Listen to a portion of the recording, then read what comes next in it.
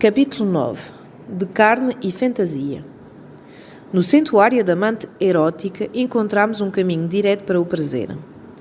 Toda a fauna da imaginação e sua vegetação marinha se perde e se perpetua nas zonas penumbrosas de atividades humanas como em uma cabeleireira escura. E é aí que surgem os grandes faróis da mente, semelhante na forma de signos menos puros. Um lapso humano abre a porta do mistério e eis-nos no reino da escuridão. Um passo em falso, uma sílaba truncada revelam o pensamento de uma pessoa. Luís Aragon. Catherine chegou à puberdade 22 quilos acima do peso. Sexualmente invisível, sempre rejeitada, era a amigona feia que ficava tomando conta da porta enquanto as colegas não moravam do outro lado. Hoje é uma bela mulher casada há quase 15 anos. Ela e o marido encenam uma fantasia em que ela é uma prostituta cara. Os homens pagam muito dinheiro pelo prazer da sua companhia. Desejam-na tanto que estão dispostos a pagar uma pequena fortuna e arriscar o emprego e o casamento por um pouquinho do seu tempo. Quanto mais chocantes forem as transgressões, mais ela vale. Catherine se vinga das humilhações porque passou nos homens que agora não podem passar por ela sem se maravilharem. Em seu teatro do surreal, ela vai à forma do sofrimento e frustrações da adolescência. A mulher de Daryl se queixa. Ele não consegue nem se decidir sobre um restaurante e quer me amarrar. O que é isso? A dificuldade de Daryl em se afirmar no dia a dia é amenizada de forma espetacular em suas fantasias de dominação. Na coreografia altamente ritualizada e consensual da submissão e da dominação, a agressividade de Daryl pode se manifestar com segurança. Seus desejos são respeitados, seu medo de ir longe demais é contido e o seu poder masculino proporciona prazeres aos outros em vez de dor. Lucas, um gay declarado que foi criado numa cidadezinha do sul do Illinois, levou anos passando por heterossexual com pavor de ser descoberto. Jogou futebol no ensino médio e até transou com a chefe da torcida porque ela o procurou na frente de outras pessoas e ele sabia que rejeitá-la levantaria suspeitos em relação à sua sexualidade. Agora, na casa dos 30, ele diz: dei-o fora daquela cidade para poder ser abertamente gay sem que isso ameaçasse minha vida. E agora me vejo caminhando na praia de nudismo de Aquina, fugindo de ser heterossexual para um cara poder tentar me paquerar. Serei hétero, mas nos meus termos. Hoje só dou uma de hétero para ser comida. Felizmente, stands gays se excitam trepando com um cara hétero que vive sendo comida. Emir é e sempre foi um homem de uma mulher só. Sempre tive amigas verdadeiras, mulheres que amei e com quem fiquei durante anos. Sou assim. Já estou com Altia há 5 anos. A gente estava maravilhosamente bem na cama, mas desde que tivemos um filho há 6 meses, ela não quer mais transar tanto. Tenho que usar todo o meu arsenal de sedução para convencê-la, e às vezes nem isso funciona. Em geral, eu me satisfaço sozinha. A fantasia preferida de Emir é fazer sexo com 2 mulheres ao mesmo tempo. Gosto da ideia daquela atenção toda. Muitos homens heterossexuais fantasiam variações sobre o tema da mulher onissexual. Ela não precisa ser cortejada nem seduzida para fazer sexo. Não precisa ficar afim, porque está sempre afim. Ela não diz, como você pode pensar em sexo agora quando temos tempo de fazer? Diz, mais. Ela não faz com que ele se sinta mal por querer sexo, porque quer tanto quanto ele.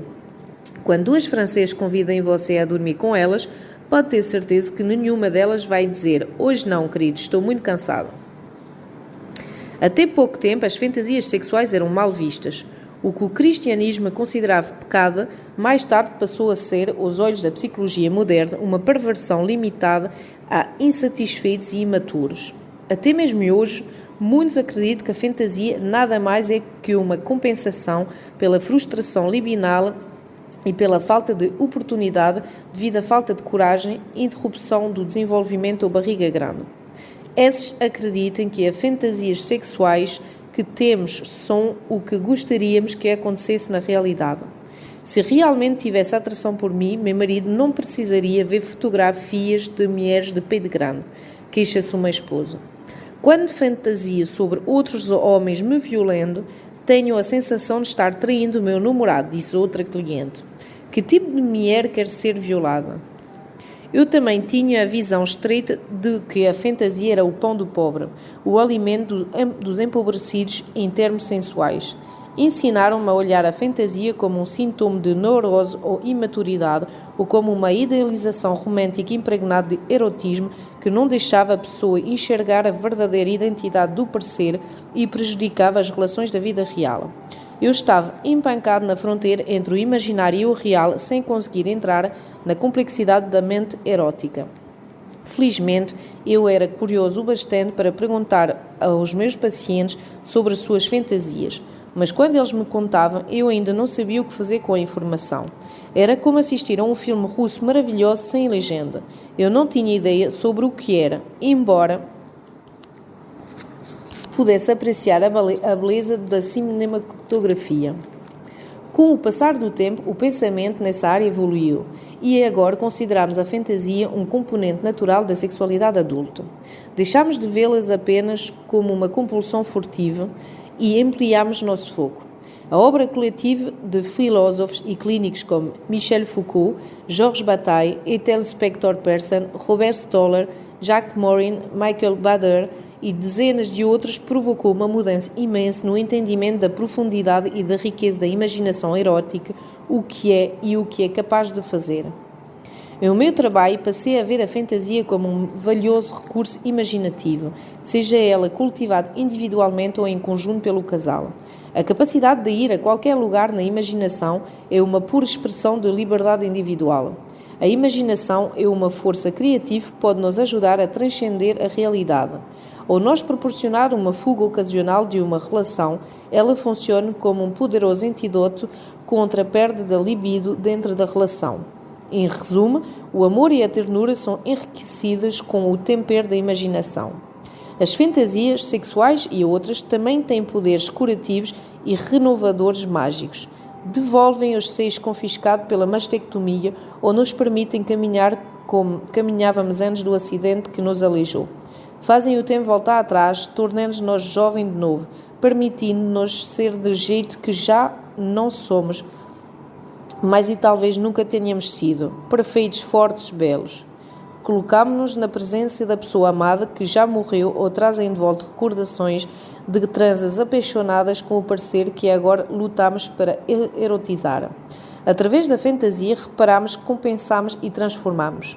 Por alguns momentos, sobrepujamos as realidades da vida e da morte. Quanto mais ouço e sondo, mais aprecio a astúcia da fantasia. Sua energia, sua eficiência imaginativa, suas qualidades curativas e sua força psicológica. Nossas fantasias combinam a singularidade de nossa história pessoal com a pluralidade da imaginação coletiva. Cada cultura usa incentivos e proibições para exprimir o que é sexy e o que é proibido. Os voos da nossa fantasia unem o possível ao permissível. A fantasia é a alquimia que transforma a barafunda de ingredientes psíquicos no ouro puro da excitação erótica. Em o meu trabalho com casais, a fantasia sexual também fornece uma manancial de informação sobre a vida interior dos indivíduos e as suas relações dinâmicas no casal. As fantasias são uma forma engenhosa pela qual nossa criatividade supera todo tipo de conflitos em torno do desejo e da intimidade. O psicanalista Michael Bader, cujo livro incisivo Excitação discute os sentimentos subjacentes à fantasia, explica que no santuário da mente erótica encontramos um espaço psicológico seguro para eliminar as inibições e os medos que nos perturbam internamente. Nossas fantasias nos permitem negar e eliminar os limites que nossa consciência, nossa cultura e nossa autoimagem nos impõem. Se nos sentimentos inseguros e sem atrativos, em nossas fantasias somos irresistíveis. Se somos uma mulher retraída, em nossa fantasia somos insaciável. Se tememos nossa própria agressividade em nossos desvaneio íntimo, podemos nos sentir poderosos sem nos preocupar com a possibilidade de virmos a magoar o outro. Se não temos coragem de perguntar, em nossa imaginação erótica, o outro conhece nossas necessidades antes mesmo de nós. Se sentimos que não deveríamos transar em nosso teatro particular, podemos nos entregar a um outro lascivo sem ter de arcar com a responsabilidade. Fizemos o que ele queria, não éramos nós. A fantasia expressa o problema e dá a solução. É um espaço ardente onde nossa inibição se transforma em despudor. Que alívio descobrir que agora nossa vergonha e curiosidade, nossa timidez e assertividade e nosso desemparo é soberania. A fantasia, porém, nem sempre assume a forma de cenários elaborados, roteirizados. Muitos acham que se não criarem tramas cuidadosamente orquestradas e personagens bem delineadas, não estão fantasiando. Isso é válido particularmente para as mulheres que parecem ter mais dificuldade de aceitar seus pensamentos sexuais em geral. Minha paciente Cláudia uma vez me descreveu com detalhes como gostaria que o seu marido a procurasse. Imaginava uma dança de sedução lenta que se desenvolvia ao longo do dia com conversas provocantes, beijinhos na nuca, festinhas de sorriso carinhoso e olhar cúmplice. Quero que ele toque o meu braço sem encostar no meu seio. Quero que ele me provoque, que se chegue de forma um pouquinho sexual e depois recua para me dar água na boca. Quero pedir a ele para tocar no meu seio, explica ela. E se ele fizesse mesmo estas coisas? Perguntei. Nossa vida sexual seria totalmente diferente, responde ela. Menos de 20 minutos depois, quando lhe pergunto sobre as suas fantasias, ela me assegura. Eu não fantasia. Jim sim, mas eu não. Ele adora triângulos.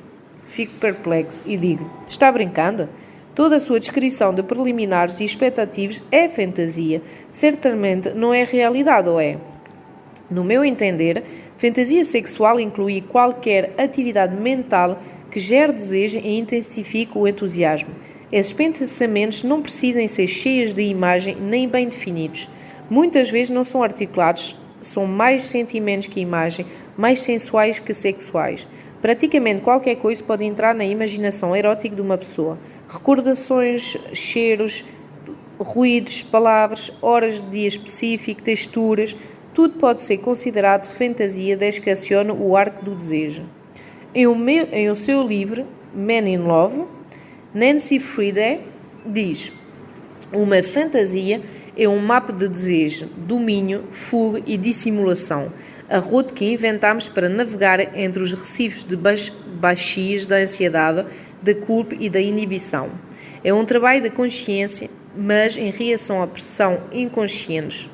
O fascinante não é só o que a fantasia tem de bizarro, é também o que tem de compreensível.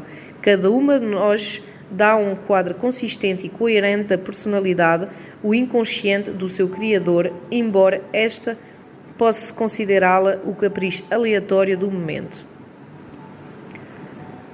Os paradoxos simbólicos e a irracionalidade da nossa paisagem mental erótica permitem que se tenha uma ideia fascinante e reveladora do nosso íntimo. As fantasias expressam verdade sobre nós que são difíceis de enxergar de outra maneira. Revelem-nos em nossa nudez mais total e o seu modo misterioso transmitem nossos desejos mais profundos. Mas, em se tratando de nossas ruminações íntimas, em geral, não gostamos de falar sobre elas nem com nossos parceiros, talvez sobretudo com esses. Numa época em que a intimidade gira em torno da revelação de verdade pessoais desconfortáveis, o silêncio erótico se mantém como norma. As pessoas podem até falar livremente sobre as suas atividades, mas são poucas as que fazem questão de revelar o que lhes vai na cabeça durante elas. No nível mais básico, esta relutância decorre de um simples constrangimento. Quase todo mundo aprende desde cedo a não dizer o que pensa e a não tocar no próprio corpo. A alguns foi passada uma mensagem mais estrita que transformou a curiosidade inocente em vergonha duradoura. Educados no silêncio, herdeiros de uma inegável desconfiança do sexo, não é de admirar que estes ficam constrangidos diante da perspectiva de transmitir seus pensamentos mais íntimos. Ao seu abrir, eles correm o risco de ser ridicularizados e até julgados. Minha paciente, Zoya, resumiu bem isso. Pela educação que tive, não existia de gostar de sexo, quanto mais falar no assunto.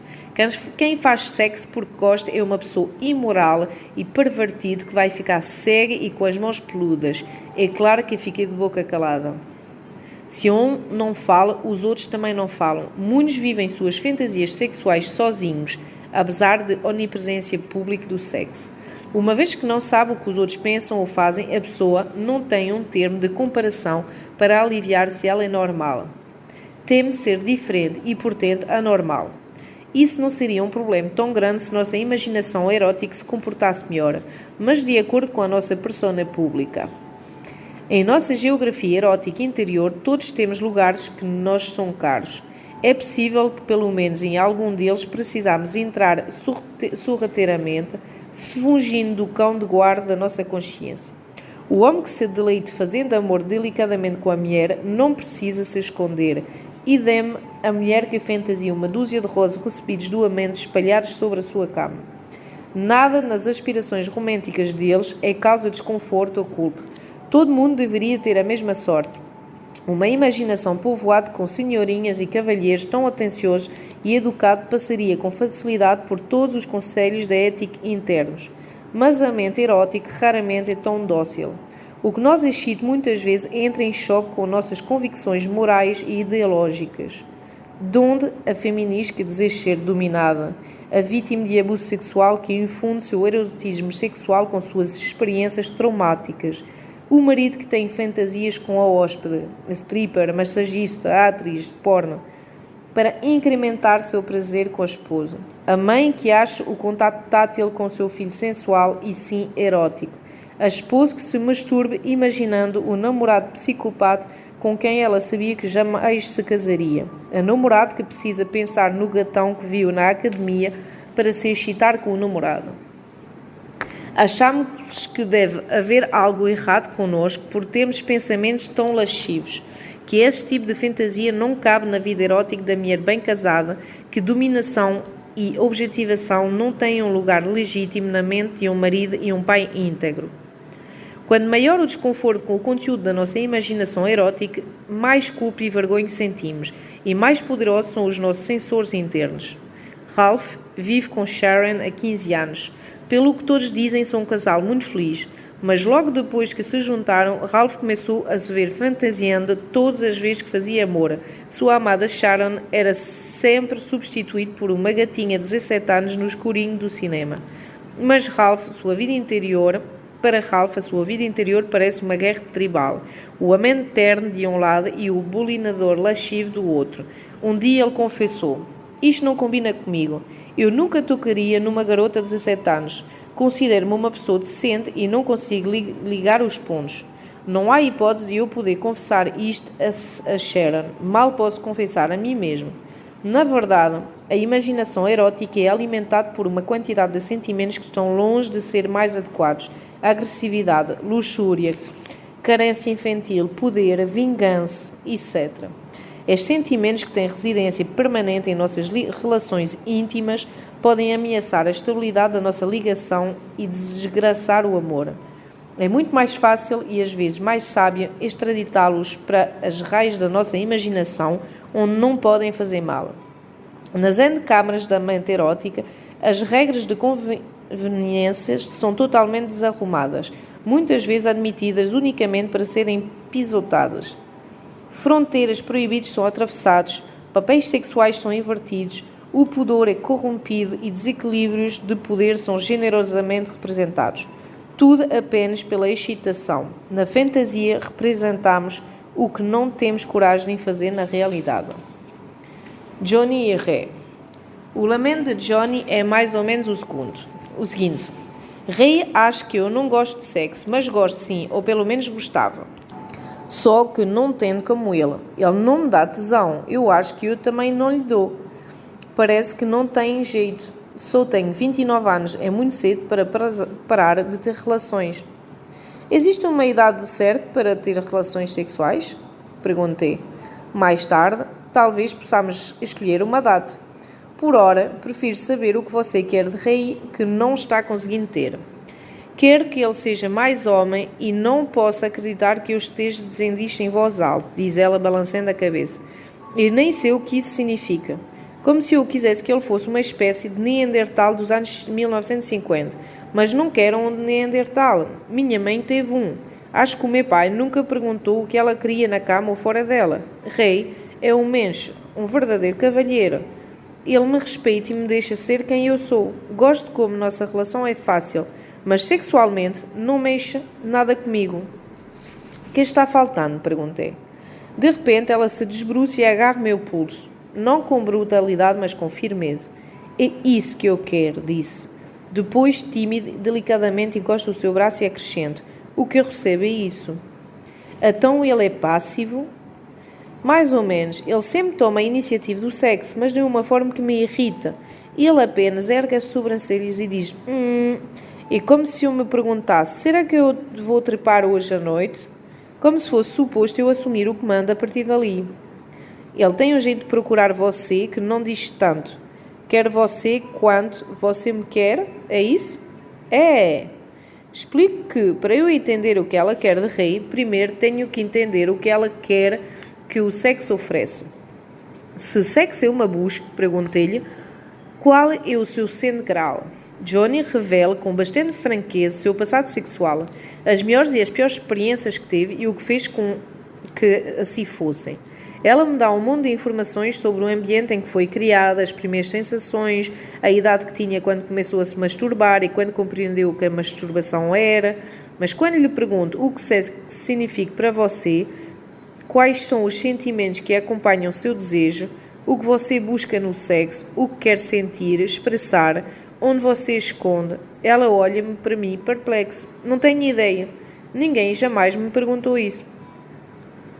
Todos nós investimos nossos encontros eróticos em um conjunto complexo de necessidades e esperanças. Buscamos amor, prazer e aprovação. Alguns encontram no sexo o lugar perfeito para rebelar-se e fugir. Outros procuram transcendência e extase, até mesmo comunhão espiritual. O que eu ouvi de Johnny foi um relato de sua experiência. O que eu procurava era uma ideia dos desejos e conflitos que ela levava para essas experiências. Posso lhe perguntar sobre as suas fantasias? Perguntei. Johnny ficou pálido. Nossa, isto é muito pessoal. O que eu faço ou o que já fiz parece não ser nem de longe tão constrangedor como o que me vai na cabeça. Mas é exatamente onde eu quero que a gente vá. Sinto que se falarmos sobre as suas fantasias, podemos conseguir entender o obstáculo que há entre você e Ray. Com o tempo e depois de muita persuasão, Johnny divulga uma coleção de quadros eróticos desregrados, lascivos e detalhadíssimos que anda construindo desde o início da adolescência. Vaqueiros, piratas, reis e concubinos desfilam em configurações intermináveis de poder, cuidadosamente manipulada e entrega altamente refinada. As tramas mudaram com o passar dos anos, mas a essência não. O último capítulo acontece na fazenda do seu marido, onde ela é ritualisticamente entregue aos peões como uma oferenda sexual. Na noite em que chegam, ela é informada do que deve se vestir para o jantar, onde encontrará o pessoal do marido. Esses escolhe seu traje, um vestido elegante, altamente revelador e outros adornos finíssimos. Brincos pingentes, um diamante solitário pendurado entre os seios, saltos de agulha. O marido presta atenção a todos os detalhes da sua aparência. Depois do jantar, pede-lhe que se dispe para os homens para que eles possam apreciar sua beleza. Ela obedece, apesar de constrangida e até humilhada, e é estranho como isso tudo é empolgante. Ela está completamente à mercê deles e não tenta fugir. Os homens também recebem seu desafio, prever todos os desejos dela e levá-la ao paroxismo de êxtase sexual inéditos para ela. Quer saber do que tenho medo? Tenho medo de ser masoquista, como minha mãe, diz ela. Como você é masoquista nesta história? Eu me submeto, sou passivo, estou sem vontade própria, faço o que me mandam e gosto que me digam o que fazer. O que estou fazendo ali é recebendo ordens dos homens. Eu não gosto de receber ordens de ninguém. Não suporto a autoridade, mas me excita em me submeter a um bando de vaqueiros. Não faz sentido nenhum. Na verdade, faz muito sentido para mim, digo. Bem, importa-se nós esclarecer, doutor? Eu explico que a fantasia sexual não funciona como as outras fantasias. Se as pessoas me dizem que sonham com umas férias no Tahiti, acredito que elas querem umas férias no Tahiti. A ligação entre a fantasia e o desejo real é agradavelmente descomplicada, mas as fantasias sexuais não refletem a realidade da mesma forma. A questão em relação à fantasia sexual é que ela envolve fingimento e uma simulação, uma representação. Não é a coisa autêntica e não necessariamente o desejo dessa coisa autêntica. Como os sonhos e as obras de arte, as fantasias são muito mais do que parecem ser na superfície. São criações psíquicas complexas cujo conteúdo simbólico não precisa ser traduzido em intenção literal. Pense em poesia, não em prosa. Digo-lhe. Pelo que Johnny me contou sobre a sua relação com o rei, achei que ela não precisava se assustar, pensando que fosse masoquista ou passivo.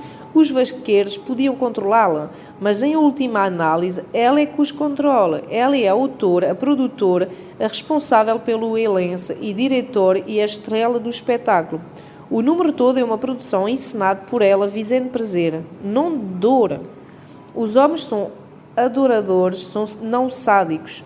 Se estivesse realmente sendo forçada, ela não estaria se divertindo tanto. Embora o meio seja controle, sua experiência é de carinha. As tramas enroladas são apenas um caminho seguro para o prazer. Quando explico a Johnny que a sua fantasia parece girar mais em torno de atenção e vulnerabilidade que de masoquismo, seu alívio é palpável. Ela é uma alcoólica em recuperação, portanto, a ideia de que não tem problemas de dependência não a surpreende. Ela passou a vida inteira negando sua necessidade de ajuda, enquanto no íntimo desejava alguém que cuidasse dela. Para ela, só não havia perigo em depender do álcool, uma amiga constante e confiável. O mais revelante, o álcool nunca pedia nada em troca. Após 13 anos, Johnny fez inscrições para um colégio interno por iniciativa própria. Foi aceito e saiu de casa para sempre. Na época, considerava-se uma menina ambiciosa. Em retrospectiva, vê que aquilo foi uma tentativa de fugir da problemática distribuição de necessidades e recursos que governava a economia emocional da família. Com o passar dos anos, desenvolveu uma rede de amizades sólidas que a educou de várias maneiras. Mas, no fim, nem o internato, nem sua carreira, nem o álcool, nem mesmo os amigos a protegeram da inescapável dependência ou do atoleiro de vulnerabilidade que o amor íntimo acarreta. Segundo ato. Entra o rei. Ele mesmo se diz um homem simples. É o resultado feliz de uma socialização masculina bem-sucedida, independente, seguro de si e capaz de lidar com os próprios problemas. Não era como os sujeitos com quem Johnny costumava sair, artistas lutando para sobreviver, egocêntricos, emocionalmente inconfiáveis, que fugiam das relações dizendo coisas como não vamos tentar definir isso, será que não dá para a gente ver onde vai, e é porque gosto de você que não posso estar com você. Rei, em compensação, deixou claro que estava interessado. Ligava quando prometia ligar, nunca se atrasava e planejava bem os encontros. Ele realmente prestava atenção ao que eu dizia, perguntava sobre mim e se lembrava das respostas. Eu estava acostumado com uma situação em que se podia passar 6 meses tendo relação com uma pessoa sem nunca perguntar o que aquilo significava ou onde ia dar. Rei não era assim, gostava de mim e não tinha medo de dizer.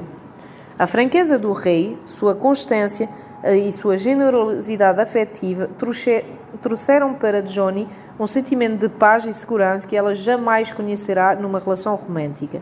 Ela ficou encantada com a capacidade que ele tinha de saber intuitivamente o que ela precisava, e o fato de ele parecer não precisar de quase nada também era uma vantagem. Que tentação irresistível ter um homem que consegue adivinhar o que você precisa, disse eu. Me conte quanto tempo isso durou. Não o bastante. Tenho a sensação de que vivo precisando pedir tudo a rei hoje em dia. Às vezes tenho que pedir 2 vezes. Não suporto isso, respondeu ela. Os vaqueiros para acudir. Parece que você não precisava lhe pedir nem uma vez. Ao longo da terapia, a toda hora fico impressionado com a força da aversão de Johnny a qualquer manifestação de necessidade. Há um exagero na sensação de humilhação e submissão que a necessidade de atenção lhe dá. E posso ver como suas fantasias de vaqueiros estão diretamente ligadas a esse problema emocional fundamental. Em suas histórias eróticas coloridas, ela pode estar à mercê de outros sem ter a terrível sensação de impotência e fraqueza. Esse roteiro particular, e de fato todas as suas outras fantasias, permite que ela contorne os perigos da dependência, a impotência, a fúria, as humilhações. Ademais, isto é importante, ela é desejada exatamente pelas qualidades que mais abomina em si na vida real. No refúgio da sua mente, ela transforma a passividade em prazer erótica, o poder vira uma manifestação de atenção e o risco reencontra a segurança. Johnny estava arrasado com as consequências da dependência em todas as frentes. Sua própria carência é abjeta e as necessidades emocionais dos outros são igualmente perturbadoras. Ela resolve isso povoando suas fantasias com caricaturas de machismo. Aqueles são homens fortes que não têm fraqueza e não precisam de atenção. Aqueles homens não pedem, tomem. Johnny está assim livre do imperativo social da mulher que se desvela em cuidados e sua sofreguidão sexual descontraída e liberada. As fantasias eróticas têm uma misteriosa capacidade de resolver mais de um problema ao mesmo tempo. Enquanto as fantasias de Johnny certamente falam aos seus conflitos individuais, elas também respondem a um tabu cultural contra a sexualidade da mulher em geral. Investimentos enormes foram feitos ao longo da história para assegurar que o desejo sexual feminino seja contido. É preciso dizer que as mulheres sempre estiveram à altura do desafio de superar este tabu. Com cada nova recomendação formal, sua imaginação ficou mais resistente. Conscientemente, Johnny se identifica com as mulheres em suas histórias, mas também criou os homens e elaborou todos os detalhes. Na verdade, ela representa todos os papéis. Sabe o que significa ser um predador sexual, entende de desejo e insensibilidade. Vicariamente, através dos seus vaqueiros, ela consegue sentir agressividade, egoísmo e poder. Todos atributos tão envolvidos com a masculinidade em sua mente que só podem ser expressados por personagens masculinas. Para muitas mulheres, simulações de sedução forçada são uma válvula de escape segura para a agressividade sexual. A agressividade sexual feminina contradiz de tal forma nossas noções culturais de feminidade que só podemos dar vazão a elas nestas transposições simbólicas. Desde que ele, o agressor inventado, manifesta a agressividade que tantas mulheres relutam em manifestar. O difundido abuso sexual das mulheres é um pano de fundo arrepiante para hoje a banal fantasia de viol. Mas nessas tramas imaginárias a agressão não é real. Poucas mulheres inserem um olho roxo ou um corte no lábio em seus devaneios eróticos. O terapeuta sexual Jack Murray argumenta que, nas fantasias, os turpadores notadamente não são violentos. Na fantasia, a violência é subvertida pela delicadeza. Através do homem delicado, o homem seguro, as mulheres podem experimentar sem perigo os prazeres da dominação saudável e da entrega poderosa. Em meu trabalho, procuro criar um espaço onde as pessoas se sintam seguras para falar abertamente sobre a sua sexualidade, livres de julgamento e lições de moral. Simplesmente fazer isso e muitas manifestações usadas da sexualidade feminina são aviltantes, feias, egoístas e certamente alheias ao amor íntimo. Eu temia que se eu dissesse a Rei, faça isso, não faça aquilo, mais devagar, demora mais, assim, ele se sentiria castrado. Ou se o submeter a Rei em tudo em termos de sexo, ou contar com a experiência dele, ignorando a sua, Johnny cumpria a secular missão feminina de preservar o ego do seu homem e apoiar a masculinidade dele. Ou imaginava cumprir. Mas suas suposições estavam erradas, porque Rei se excite com o apetite e até com as exigências dela. Para ele, ter uma mulher impede igualdade no plano sexual e elimina o fardo das conjecturas e a eterna insegurança de nunca saber ao certo se está indo bem.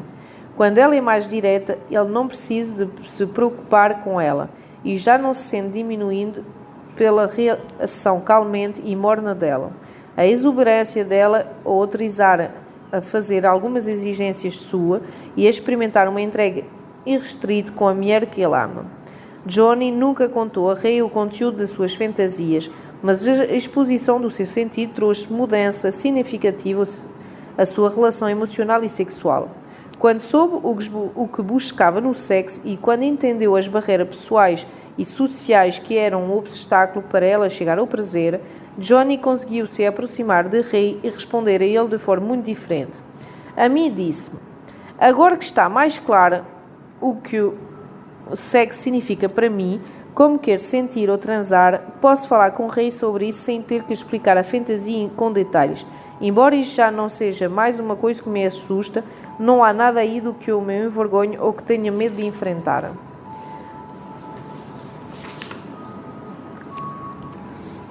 Algumas pessoas se excitem ao contar ou ensinar suas fantasias para o parecer. Catherine e seu marido planejam seus sketches em uma cumplicidade sacana. Isso é divertido, é uma novidade que lhes permite ser alguém novo sem ter que ir para outro lugar. Cria multiplicidade na monogamia. Mas nem todo mundo quer um ingresso para esse teatro de sedução. A revelação não é um elemento necessário quando se trabalha com a fantasia. Não defende a transparência total, nem todo mundo optaria por viver numa atmosfera de confissões verdadeiras. Podemos gostar de guardar nossas fantasias só para nós, não por vergonha, mas sim pela intuição do que a exposição ao sol fará com que murchem no pé. Como alternativa, talvez seja sábio sonhar sozinho, pois podemos não estar na mesma sintonia erótica que a pessoa que amamos. Tomemos como exemplo Nat e sua namorada Amanda. As fantasias de Nat não vivem guardadinhas no recesso da sua cabeça. Isso está evidente na pilha de fitas a vista na prateleira do seu vídeo. Gangbang 1, Gangbang 2, Gangbang 16, etc. Seu gosto por pornografia é evidente. Ele nunca sentiu necessidade de escondê-lo. É um fetiche para mim. Acho que as pessoas nem sempre entendem seus fetiches, porque tem gente que gosta de sapatos. Não tenho ideia, já tentei entender, mas não entendo. Não estou sendo invasivo. É um interesse antigo para mim, desde a adolescência, independentemente da vida sexual de verdade. Nat poderia ter continuado confortavelmente seus passeios íntimos, não fora o fato de Amanda se incomodar com as fitas. Não entendo a violência, ela me assusta e está ligada à minha própria vulnerabilidade como mulher, diz ela. Quer dizer, é uma coisa meio doentia, não é? Amanda vê os homens lascivos com poder total se aproveitando de mulheres indefesas. Mas Nat está assistindo a um filme muito diferente. Quando lhe pergunto, quem tem o poder aí? Ele logo responde, a mulher sem dúvida. Para Nat, o tesão é a mulher insaciável, a mulher sexualmente poderosa que incorpora vários homens ao mesmo tempo. Não há força nem sofrimentos associados ao seu prazer. Ela quer e gosta. Se não gostasse, isto me faria parar na hora. As explicações de Nat são um alívio para a Amanda, no sentido de que fazem os filmes parecer menos arrepiantes, mas ela ainda está magoada porque as mulheres na tela são totalmente diferentes dela. Não posso competir com essas mulheres. Se eu disse que ele gosta, como pode estar satisfeito comigo? Pergunta ela. Quando assisto aos filmes, Amanda só pensa no que insinuam sobre ela, não no que transmitem sobre Nat, e sente-se rejeitada. Acho essas mulheres sensuais, sim, confessa ele. Vejo uma garota andando pela rua de bustier e minissaia, de couro e botas de cachorro. Isto me excita. Mas será que posso passar o resto da vida com ela? Não. Quer estragar a minha relação com você para ir comer aquela mulher? Não. Já tive atração por este tipo de mulher no passado? Já comi este tipo de mulher? Sim. Já tive relações longas com algumas mulheres deste tipo? Não.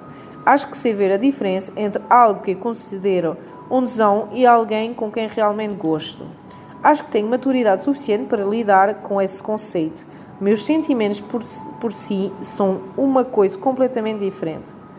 Convido a Amanda a considerar que o que excita Nat é precisamente o fato de as mulheres em suas fantasias não serem reais e a própria ausência de complexidade psicológica que alimenta sua excitação. Pois, se essas mulheres fossem reais, se tivessem sentimentos, necessidades, insegurança, opiniões, nem o armário cheio de botas resolveria. Nessas fantasias, personalidades complexas são substancialmente reduzidos para conseguir justo o que ele deseja delas. As mulheres em os seus filmes pornográficos precisam ser suficientemente vazias para absorver suas projeções imaginárias e suprir as necessidades dele. Nat evoca a imagem do sucubo voraz. Para Johnny são os vaqueiros também nada complexos. Para Daryl é o paciente lúbrico na praia. Para Catherine é o marido no papel de freguês. Nossas fantasias muitas vezes são povoadas com essas personificações da sexualidade desenfreada. Com elas, podemos sentir um prazer simples ou um desejo irreprimível, livre do constrangimento das emoções complicadas da intimidade adulta. Esses estranhos bem-vindos nos ajudam a evitar as ambiguidades do desejo e as contingências do amor. Embora vivem lado a lado com o amor, não substituem a coisa genuína. A pornografia heterossexual, predominantemente produzida por homens e para homens, preocupa-se quase exclusivamente com o que o sociólogo Anthony Giddens chama de sexo de pouca emoção e muita intensidade. Em parte, satisfaz as necessidades de muitos homens compartimentalizar a vida sexual e a afetiva e separar suas relações seguras dos seus desejos aventureiros, mas também satisfaz um outro objetivo não imediatamente evidente.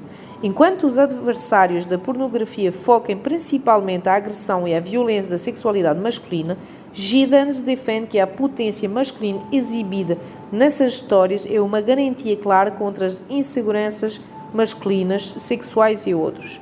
As personagens femininas em muitas obras pornográficas neutralizam a vulnerabilidade masculina porque são sempre plenamente receptivas e plenamente satisfeitas. O homem nunca sofre de inadequação, porque a mulher está em êxtase que é inteiramente obra dele. Ela confirma sua virilidade. Enquanto Nat ouvia a minha desconstrução rudimentar da pornografia, eu sentia que ele preferia estar do outro lugar. Ele não gostou da ideia de que Gangbang 47 era de facto sobre a insegurança sexual masculina, mas identificava-se com a necessidade de uma zona livre de emoção onde o sexo poderia ser desimpedido e cru e onde todas as vulnerabilidades, inadequações e dependências, suas ou delas, poderiam ser temporariamente suspensas. Se as fitas não estivessem ali, eu talvez não tivesse iniciado esse nível de discussão sobre os hábitos dele como espectadora. Primeiro, Nat e Amanda não estavam juntos havia muito tempo. Ainda estavam aprendendo a viver juntos, negociando muitos aspectos da sua relação. Senti que as inseguranças, os preconceitos e as diferenças estéticas da Amanda tornariam difícil para ela ouvir falar do que o excitava sem se sentir ameaçada. Por seu lado, Nat não estava se tocando muito com as sensibilidades de Amanda. Era relaxada em relação aos efeitos que aquelas fitas todas estavam provocando nela. Estava sendo meio evasiva em relação a não entender o significado daquilo tudo. O argumento de que a amava muito para conseguir erotizá-la daquela maneira era muito fácil. Expor a vida interior erótica de uma pessoa exige mais sensibilidade e tato do que Nat demonstrava. Da mesma forma, entrar no mundo da fantasia do nosso parceiro exige mais noção de independência do que a Amanda conseguia ter. Para uns, é excitante espiar atrás da cortina das fantasias secretas do parceiro, para outros, isto é um desastre. Além de não enriquecer sua cumplicidade erótica, magoa. Convidar alguém a entrar no recesso da nossa mente erótica é arriscada. Quando a fantasia é mal recebida, pode ser uma tragédia. Mas quando ela é recebida de uma forma que faz com que nós sintamos reconhecidos e aceitos, é muito positivo. Embora a fantasia em si possa não ser um cenário íntimo, sua revelação manifesta e promove um amor e uma confiança profundos. Ao mesmo tempo, entrar na paisagem erótica do outro requer um esforço de compreensão e um grau considerável de independência emocional. Podemos não gostar do que ouvimos, podemos não achar que é sexy. Esse nível de objetividade compassiva não é fácil de atingir, especialmente em relação ao desejo. Se nosso parceiro se excita com algo que nos é estranho, alguma outra coisa, é tentação, é primeiro julgar, depois perguntar. se perguntar. O que começa com um inquérito pode rapidamente descambar para uma retração reciprocamente defensiva. Quando sente uma crítica, a mente erótica se esconde. Já não sendo mais privado, torna-se misteriosa. Sou uma defensor da privacidade e prefiro que se use cautela em questão de autorrevelação sexual. Explorar o erotismo de uma pessoa não significa torná-lo público, e reconhecer uma necessidade não quer dizer compartilhá-la em detalhes. Há muitas formas de trazer nosso eu erótico para nossas relações íntimas. Nem todos exigem palavras ou exposições literais. Como fazer isso dependerá de cada relação e da compatibilidade dos parceiros. Nossos tabus culturais sobre a fantasia erótica são tão fortes que a própria ideia de discuti-la gera ansiedade e vergonha. As fantasias são mapas de nossas preocupações psicológicas e culturais. Sua exploração pode levar a pessoa a se conhecer melhor, um passo essencial para começar a mudar. Quando interditamos o acesso a nossos interiores eróticos, o sexo fica truncado, sem vibração e não particularmente íntimo. O que as pessoas não veem é que numa relação, quando o sexo se torna enfadonho e sem graça, muitas vezes isto deve a esse cerceamento da imaginação. Nossa imaginação erótica é uma expressão exuberante da nossa vitalidade e uma das ferramentas mais poderosas que temos para manter vivo o desejo. Dar voz às nossas fantasias pode nos libertar de muitos obstáculos pessoais e sociais que nos impedem de chegar ao prazer. Entender o que as nossas fantasias fazem para nós ajuda-nos a entender o que buscamos sexual e emocionalmente. E nos nossos devaneios eróticos encontramos a energia que nos mantém apaixonamentos despertos para a nossa própria sexualidade.